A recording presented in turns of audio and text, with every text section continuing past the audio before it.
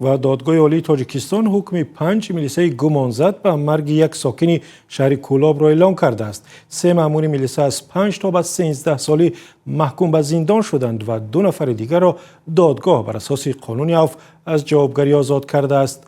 همه آنها کارمندان شعبه امور داخلی ناحیه سینا در شهر دوشنبه هستند. حکم روز 24 ایول اعلان شد. این ماموران میلیسه را در مرگ مقصود جان سیدوی 36 ساله گناهکار دانستند. آنها سیدوف را روز 8 انور با گمان فروش مواد مخدر دستگیر کردند و بعد از مدت کوتاه جسدش را به والدانش سپردند. دوستان مقصود جان در گذشته گفتند که در بدن او آثار شکنجه دیده میشد. و یک روز پیش از این خبر ائتلاف سازمان‌های جمعیتی ضد شکنجه در تاجیکستان گفت که سال 2025 از شکنجه و بدرفتاری در مقامات 21 شکایت ثبت کرده است. همکارم کیومر سیاتا گزارش مفصلی حامیان حقوق تاجیکستان را در این باره خلاصه کرد و قبل از برنامه خبری از او اول درباره جزئیات این گزارش پرسیدم.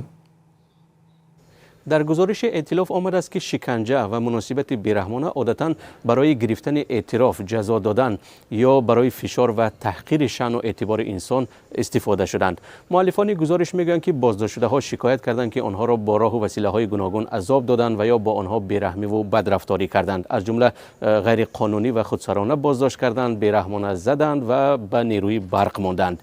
تهدید و ترساندن و مجبور کردن برای اعتراف کردن گناهی ناکرده از جمله دیگر نوع‌های شکنجه بود است که عمدتاً مقامات انتظامی در تاجیکستان به کار می‌بردند. بغیر از این متهمان به جنایت یا قانون شکنی‌های دیگر گفتند که به آنها امکان نمی‌دادند که سری وقت به ادوکات یا همان وکیل مدافع دسترسی داشته باشند، اجازه نمی‌دادند که یاری درستی طبی بگیرند. مقامات به این گونه گزارش‌ها عادتاً واکنش نمی‌کنند، اما در گذشته بارها گفتند که نه همه شکایت‌ها از شکنجه در تاجیکستان اثبات می‌شوند. تاجیکستان به سبب بدرفتاری و شکنجه گمانبران همیشه تنقید می شود. از جمله سازمان ملل متحد در گذشته گفته است که در تاجیکستان مأموران انتظامی برای گرفتن اعتراف گناه بازداشت شده ها را شکنجه می کنند و دادگاه ها نیز این اعتراف را به اینابت می گیرند که مخالف با قانون های خود کشور و هم عهدنامه های بین المللی است. و سوال دیگر از همکارم کیومر سیاتا این بود که عمدتاً سازمان‌های حامی حقوق در برابر ذکر کمبودی‌ها و مشکلات از اصلاحات و پیشرفت‌ها نیز می‌گویند و آیا در سمت ریشه‌کن کردن شکنجه در تاجیکستان بهبودی دیده شده است؟ بله طاهر، در گزارش ائتلاف ضد شکنجه آمده است که سال گذشته در تاجیکستان بعضی از پیشرفت‌ها در راه مبارزه با شکنجه ثبت شده است. تعیین سنجش دادستانی برای تحقیق شکایت از شکنجه از سوی دادگاه‌ها، ستاندن جبران ضرر معنوی و هم جزا دادن مقامات گمانبر به شکنجه از جمله این پیشرفت‌ها نامبر شده است. در گزارش آمده است که سال 2025 دادگاه ناحیه باباجان غفروف در ولایت سوق دلشاد نرزالازاده و عبدالقادر کریموف 2 کارمند میلیسه را در شکنجه یک گمانبر به جنایت گناهکار دانست و اولی را به 21 سال و دومی را به 19 سال به زندان محکوم کرد. این 2 کارمند میلیسه به آن گناهکار دانسته شدند که سال 2024 نیمه جان اشورمتوف را با گمان قاچاق مواد مخدر دستگیر کرده به شعبه کارهای داخلی در شهر خوجند برده و عذاب دادند.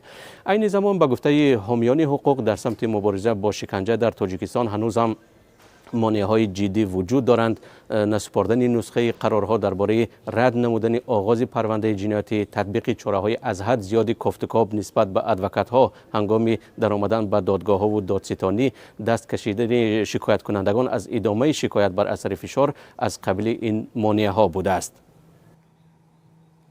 همکارم کیومر سیاتا درباره استفاده شکنجه برای حاصل کردن اعتراف قانون شکنی یا اتهام در تاجیکستان صحبت میکرد. گزارش مفصل را در این باره میتوانید در وبسایت azadi.org هم بخوانید. سلام، اگر خط و خبر میخواهید ما داریم. نوید بامدادی، سرخط خبرها، اخبار تاجیکستان و جهان، گزارش ها و تحلیل ها. چی میگذرد و چرا؟ دانستن فهمیدن است. ضمیمه یا اپ ما را بگیرید.